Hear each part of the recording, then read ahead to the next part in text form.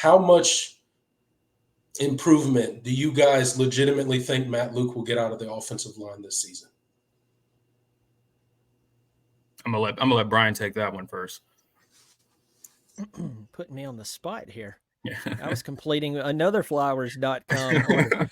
No, I think he inherited a mess.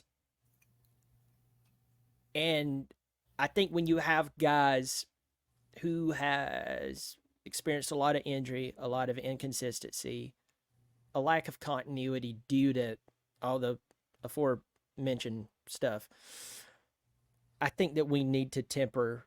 That's what I'm doing. That's how I'm approaching Clemson now. Like, all talking points, all stirring the pot points aside, I'm approaching Clemson with very tempered expectations. I don't think they're going to go 6-6 or anything like that. But I'm approaching it like the show me, just show me. I think you're going to see definitely improvement. If this unit can stay healthy, if they can stay healthy, get past the Georgia game, hopefully with a good showing, I think that by the end of this season, you could see something really special. You could see a more dominant running attack because, think about it. Maffa has to create his own running lanes a lot. So thank God we have him. Yeah. But I do think that barring injury, you will, as the season progresses, I think you're going to see some really good improvements. But right off the bat, I'm just having to back myself off. Because I want to be overly zealous because Matt Luke is there. I was so shocked that they went after him, and we need more of those guys on the offensive side of the football. And by the way, that proves that Clemson can get those types of coaches still, and we should.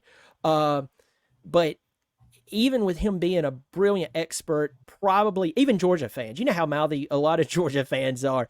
Like, they'll be like, yeah, I think Clemson is trash, but Matt Luke is unbelievable. Y'all got a good one. So I'm having to temper my expectations.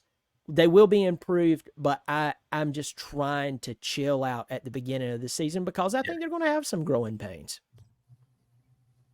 I'm with you, man. And it's going to be I think the good thing is, I think from a physical body type standpoint, at least with your starting five and some of the younger guys as well, I think you're in a better spot than you were in years past. I think you have some physical movers. I mean, Blake Miller, in the run game, when he's healthy, the guy can, he's tough to move. And he moves people, especially in the run game. Walker Parks, when he's healthy, I think Ryan Linthicum with, the battle at center has been interesting, and we could probably spend a whole another hour talking about that and how important that is. But I think he's done the things he needs to do to get his body right. But we'll see. Again, it's show me. But even the younger guys that that we don't expect to start, the Colin Sadlers, the Ian Reeds, who unfortunately is out for the year, but I think he can eventually get there. Dietrich Pennington, who maybe we get something out of him at some point. Maybe Matt Luke is the guy that kind of gets him to turn it around. But you have it's not an overly deep group. We know that for sure. But I think what you have with this starting five, I think Matt Luke has something to work with, and I think you have enough pieces in some other spots to for the future, because a lot of these guys still have eligibility.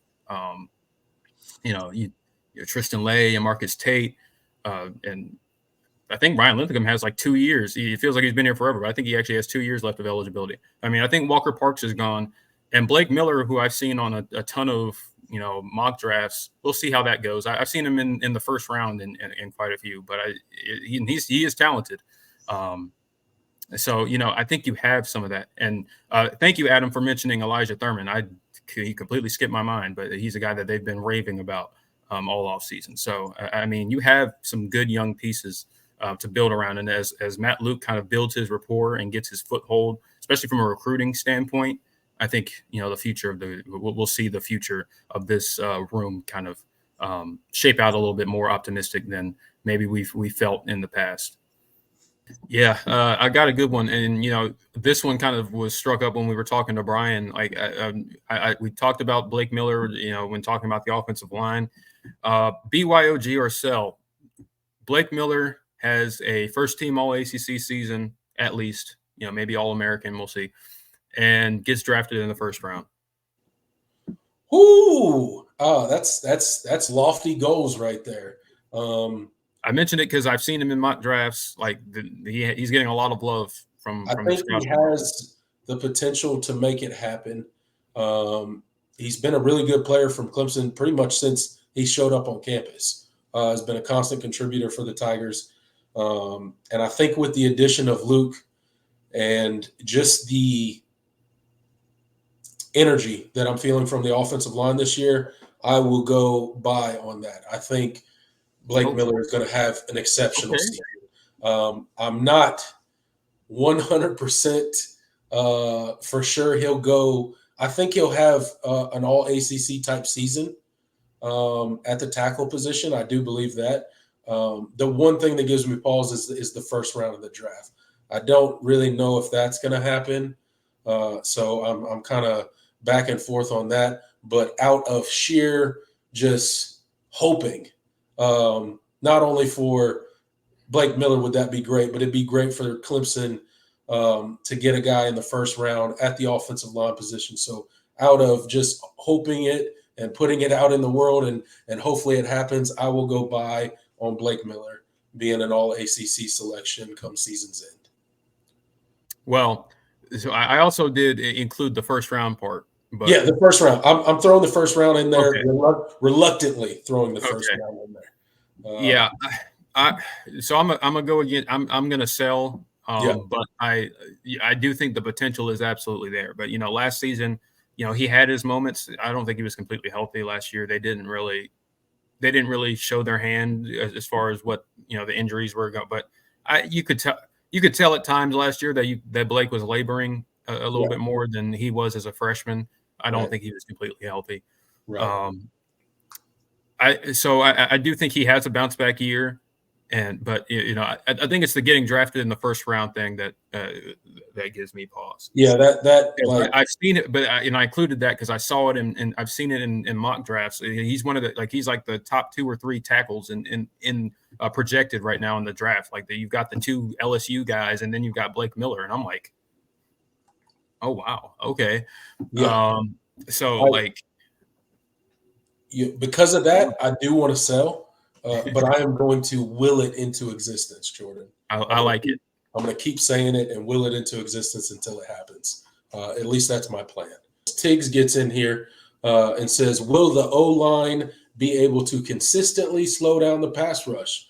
Hey, Tiggs, therein lies the another huge question for the offense heading into 2024, right? How much improved is this offensive line going to be? How much can we expect for Matt Luke to be able to affect this offensive line? One, it's going to hinge on health of this offensive line. Can they stay healthy?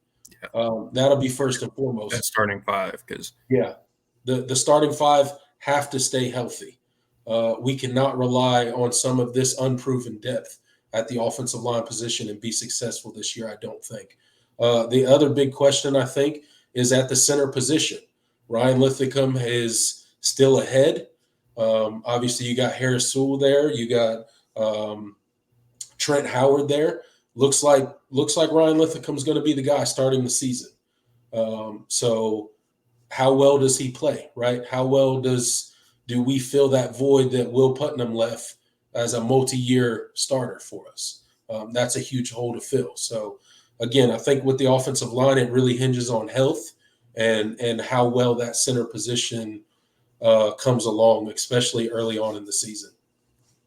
Absolutely. And I think getting, obviously being, being a right-handed quarterback, left tackle is absolutely paramount. So, Tristan Lay, taking that jump and he another former 5-star, the highest rated offensive lineman Clemson has ever signed.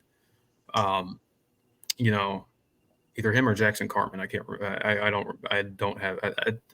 I can't remember exactly. I think it's Tristan Lay because I feel like he was like 14th or 15th in the country, something like that overall. But I might be wrong about that. But still, former 5-star guy, guy that came in, had some developing to do, from his body and just a preparation standpoint. And now he got to the point last year where they put him in and he was a starter for most of the games, for the majority of the games. But he had some games where Colin Sadler came in and played. So now it's about, he is the guy. He is the guy that they are going to be relying on at left tackle. He needs to make that jump. And then Blake Miller on the opposite side, I think he needs to have a bounce back year. And that's, we talked about that in the BYOG or cell. Yeah. That's your tackle positions when we're talking about pass rush are paramount. And as you mentioned, the center position, if you're losing at center, you're going to get beat in everything you do. If you're losing reps at center, the play is dead a lot of the time, unless it's like a screen or something. Like you're getting blown up in the run game, and you got no shot to run an offense, period, if you're getting consistent pressure up the middle. Yeah, it's impossible. You can't run an offense, because you have no time for any sort of play to develop whatsoever. So that center position is just paramount. Typically, that's the guy that calls out the protection. Typically, that's the guy that is making sure everybody in those 5 offensive linemen know the protection and know what they're doing. And he's the one that identifies blitzes a lot of times, along with the quarterback and things like that. But that center position is so paramount when it comes to anchoring an offensive line, and that's why it's such an important position. And you feel good when you got a multi-year starter there. And like this year heading into 2024, we don't feel great because regardless of who starts, it's going to be their first year starting at center, and there's always growing pains specifically with that position along the offensive line. Second time in a row we're opening up with a new center against Georgia. Good times. Yeah. Not really what you want to do, but again, I think you're in a better position this time around. But still, it's not great. Georgia has a great defensive line, but thankfully their 2024, at least the interior part of their defensive line, is not what it was when we opened up with them last time. Yeah, thankfully, not that it's bad. It's still pretty good, but they're still really good. There's no Jordan Davis or Devontae Wyatt on that defensive line. They don't have those dudes out there anymore, thankfully. But good Lord, man, they still got 5 stars rolling through like it's nobody's business. So still, offensive line's going to have their work cut out for them. That is for sure.